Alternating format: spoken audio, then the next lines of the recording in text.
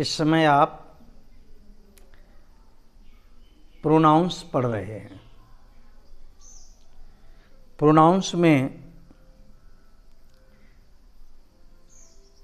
अभी आपने पढ़ा था रिफ्लेक्सिव प्रोनाउन और एम्फेटिक प्रोनाउन। आज आप पढ़ेंगे possessive pronoun. The pronoun which shows possession or ownership to anyone or anything is called possessive pronoun। वह सर्वनाम जो किसी व्यक्ति अथवा वस्तु के प्रति अपने अधिकार या मालकियत को प्रकट करने का काम करता है, वह पजेजिव प्रोनाउन कहलाता है।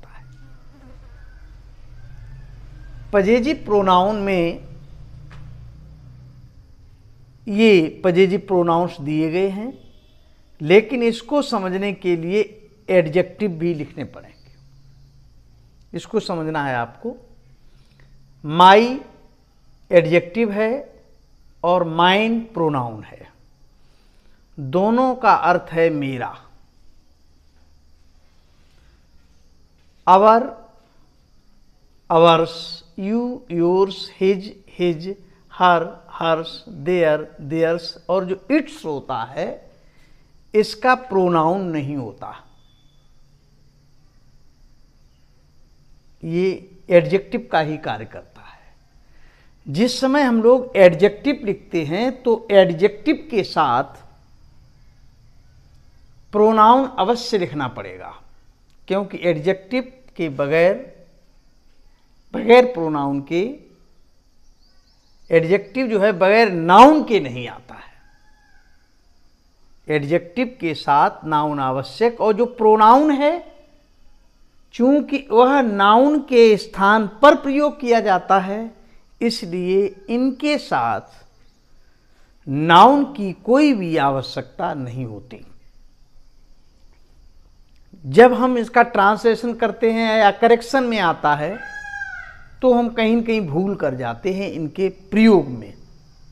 अब हम भूल जहाँ करते हैं उसको उदाहरण के तौर पर उसके आधार पर आप देख सकते हैं। जैसे फर्स्ट सेंटेंस देखें, yours is an old college. Yours, yours लिखा हुआ है, इसके आगे नाउन नहीं लिखा गया, लेकिन हिंदी अर्थ जब लगाया जाएगा तब इसमें आपको इसके आगे नाउन जोड़ना पड़ेगा। और यदि वाक्य में नाउन इस प्रोनाउन का नहीं है तो वाक्य बन ही नहीं सकता। ये भी ध्यान देना है। जैसे yours is an old college का मतलब है तुम्हारा कॉलेज एक पुराना कॉलेज है। इस कॉलेज से ही यहाँ पर मतलब है, इसका अर्थ लगाना पड़ेगा। इसका हिंदी अर्थ में लिखा जाएगा तुम्हारा कॉलेज एक पुराना कॉलेज है। तो जिस समय इसे हमने प्रोनाउंस में लिखा तो लिखा जाएगा yours is an old college, और जिस समय हम इसे एडजेक्टिव के रूप में लिखेंगे तो लिख सकते हैं your college is an old college.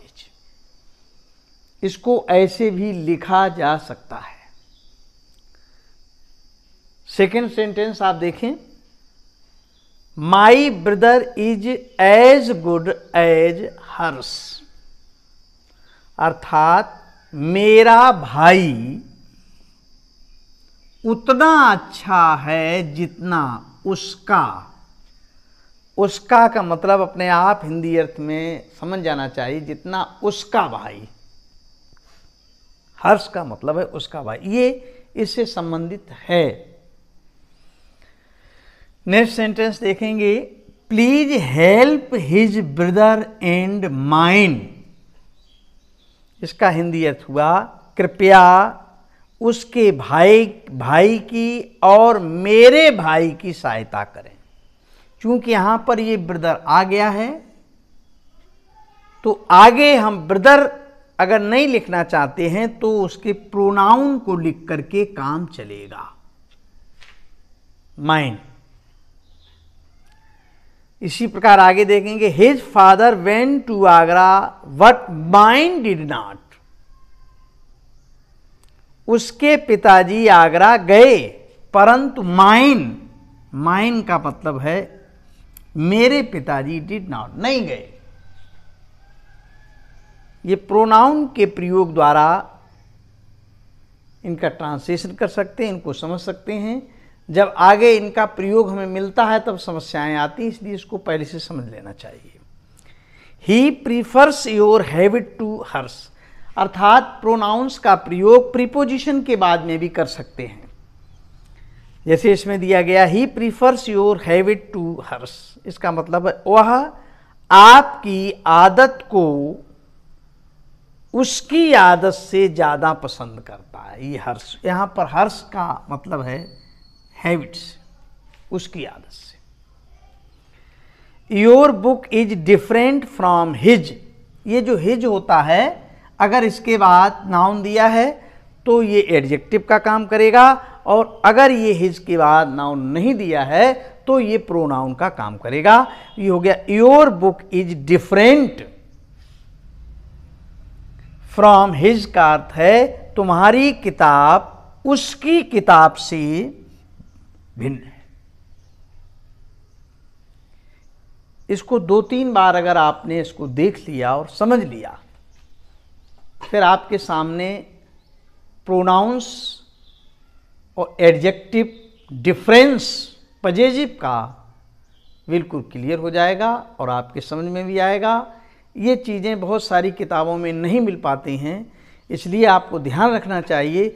जो भंडार आपके पास इस समय आ जाएगा पूरे जीवन आपको काम आएगा, और ये चीज़ें ज़्यादातर लोग समझाते और पढ़ाते नहीं हैं। इसलिए जुड़िए और जोड़िए भी, जिससे हम और आपका एक ज्ञान के माध्यम से संबंध बना रहे। इसको देखते हुए ये ट्रांसलेशन करें और प्रॉब्लम आने पर कांटेक्ट करें।